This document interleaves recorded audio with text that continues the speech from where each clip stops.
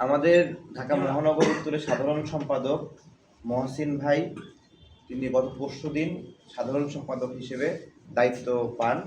এই দায়িত্ব পাওয়ার পরেই আমাদের জামাতে ইসলামের ভাইরা, তাদের কর্মী সমর্থকরা তাকে হুমকি দিচ্ছিলেন কেন আমজনতা দল থেকে তিনি সাধারণ সম্পাদক হলেন। আর সেই সাথে ব্যারিস্টার আম্মানের এলাকায় তিনি নির্বাচনী আগ্রহ পোষণ করার পর থেকে তার উপর এই হুমকিটা আরও বেড়ে যায়।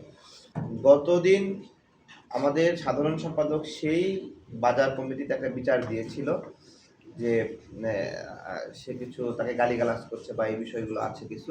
ওখানে জামাত ইসলামের কর্মী শাহ আলম সে তাকে ফোন দিয়ে ডাকে এবং ফোন দিয়ে ডেকে তাকে বাজার কমিটির অফিসে ঢুকায়।